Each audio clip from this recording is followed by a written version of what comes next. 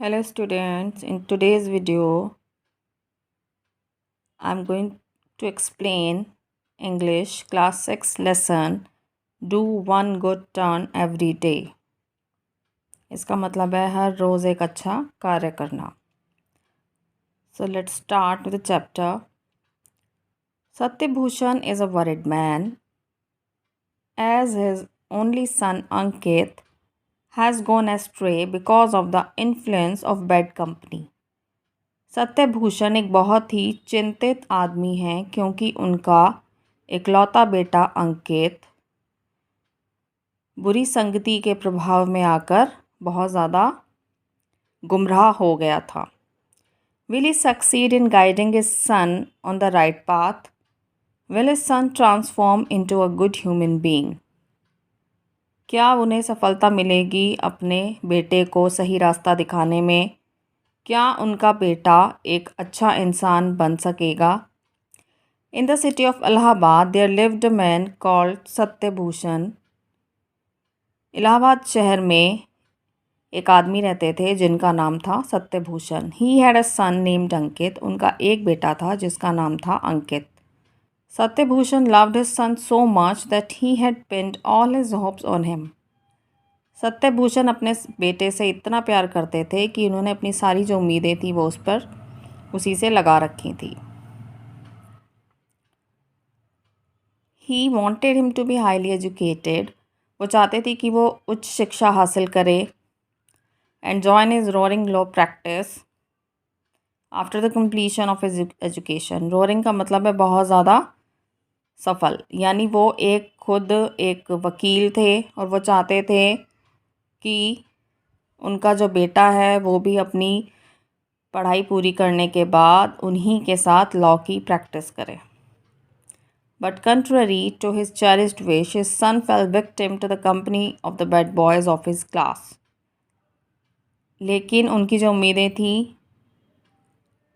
और जो वो सोचते थे उससे उल्टा हुआ, और जो उनका बेटा था वो स्कूल में जो बुरे लड़के थे उनकी संगति में पड़ गया था। Hardly would a day pass when Satyabhushan wouldn't receive one or the other complaint against his son from his school and the colony where they lived। मुश्किल से एक दिन भी ऐसा नहीं निकल पाता था कि सत्यभूषण को कोई कंप्लेंट नहीं मिलती थी अपने बेटे की, चाहे उसके स्कूल से या कॉलोनी जहां वो रहते थे। Satyabhushan tried hard to set Ankit right but failed miserably. Satyabhushan ने अपने बेटे को सुधारने के लिए बहुत कोशिश की लेकिन वो बुरी तरह से असफल हुए। In fact the more he tried the more wicked his son grew. जितना ज़्यादा उन्होंने उसको सुधारने की कोशिश की वो उतना ही ज़्यादा और गलत संगत की ओर बढ़ गया। Even the corporal punishment at school failed to give him the desired result and Satyabhushan lost all his hopes of his son's improvement। Corporal punishment का मतलब है फिज़िकल पनिशमेंट देना, यानी मारना पीटना। स्कूल में जो उसे कॉर्पोरल पनिशमेंट मिलती थी, यानी जो शारीरिक रूप से भी उसको प्रताड़नाएं दी जाती थी, यानी टीचर अगर उसे मारते भी थे तो उसका भी उस पर असर होना बंद हो गया था। और उसके बाद सत्यभूषण ने अपने बेटे के सुधरने की जो उम्मीद थी उसको ही खो दिया था। उन्हें कोई उम्मीद नहीं बची थी कि उनका बेटा कभी सुधर पाएगा। One day he called Ankit to his study and giving him a wooden board and some nails, he said, "Sonny, I'm really sick of getting everyday complaints against you from your school." एक दिन उन्होंने अंकित को बुलाया उसके study room में और उसको एक लकड़ी का बोर्ड दिया और उसके साथ कुछ कील दी और कहा कि मैं तुम्हारी रोज़ रोज़ की इन शिकायतों से तंग आ चुका हूँ जो तुम्हारे स्कूल से आती हैं। All my efforts to correct you as you know have failed. और तुम्हें सुधारने की जितने भी मेरे कोशिश थी वो सारी नाकामयाब हो चुकी हैं। Now I want you to do me one favour. अब मैं चाहता हूँ कि तुम मेरे लिए एक फेवर करो। Hope you want disappoint me this time. वो कहते हैं कि मुझे उम्मीद है इस बार तुम मुझे निराश नहीं करोगे। Please drive one nail into the wooden board that I have given you just now as and when there is a complaint against you। वो से कहते हैं कि जो मैंने तुम्हें लकड़ी का बोर्ड दिया है इसमें जब भी तुम्हारे खिलाफ़ कोई कंप्लेंट आती है तुम्हें इसके अंदर एक कील लगानी होगी। Mind it, you shall not be provided with another board when it is full. और इस बात को ध्यान रखना कि जब तुम इस बोर्ड को भर दोगे कील लगाकर, उसके बाद तुम्हें दूसरा बोर्ड नहीं दिया जाएगा। Ankit gladly agreed to act as per his father's instructions. Ankit बहुत खुशी खुशी तैयार हो गया अपने जो पिता थे उसे जो निर्देश दे रहे थे उनका पालन करने के लिए। The thought that he would no longer be subjected to any kind of punishment or humiliation at the hands of his father made him very happy. उसे इस बात को सोच के बहुत अच्छा लग रहा था कि अब उसे आगे से कोई भी किसी तरह की पनिशमेंट नहीं दी जाएगी, ना ही उसको कोई डांटेगा या उसे बुरा भला कहेगा। He was a free bird now, he thought. अब उसे लगा कि वह एक आज़ाद पंछी है, उसने सोचा। Now Ankit would just drive a nail into the wooden box as directed whenever there was a complaint against him. अब अंकित जब भी उसके खिलाफ कोई भी शिकायत आती थी वो उस लकड़ी के बोर्ड में एक कील लगा देता था। Soon the board was filled up with nails all around and there was no space left to drive further nails into it. अब बहुत ही जल्दी उसका जो बोर्ड था वो भर गया था क्योंकि अंकित की वो जो शिकायतें थी बहुत ज़्यादा आती थी।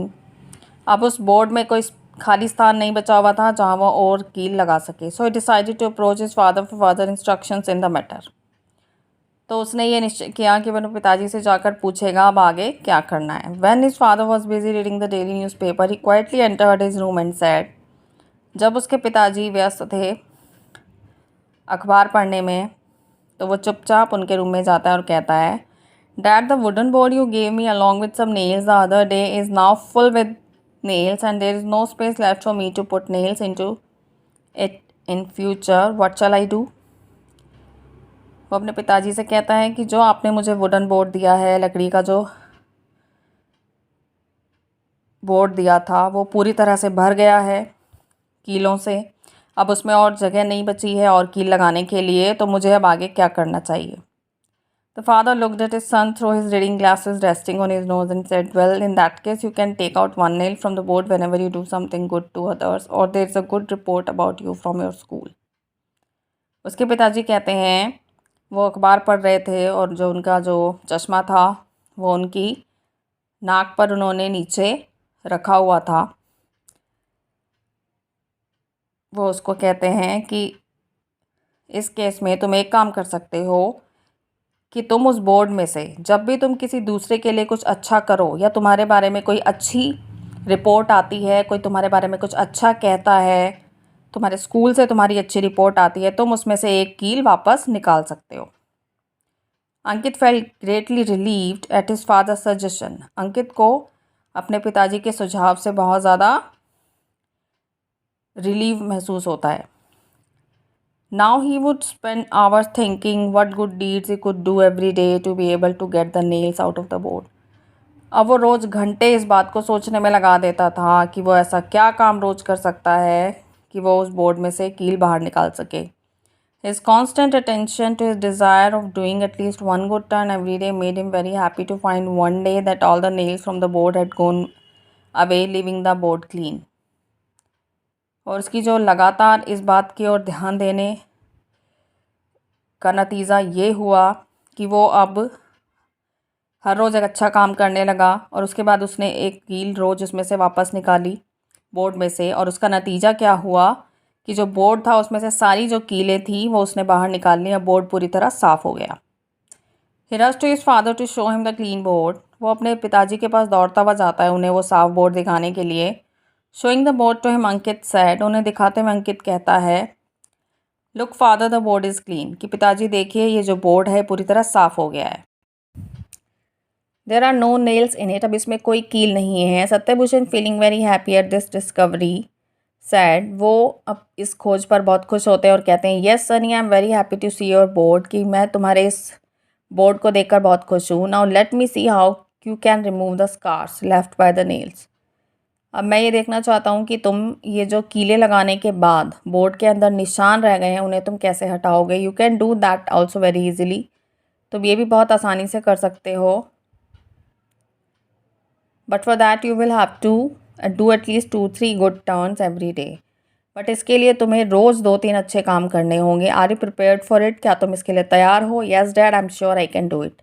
तो अंकित जवाब देता है, हाँ पिताजी, मैं इसके लिए तैयार हूँ और मैं ये कर सकता हूँ। So the chapter is over now. I hope this video will help you. Thank you.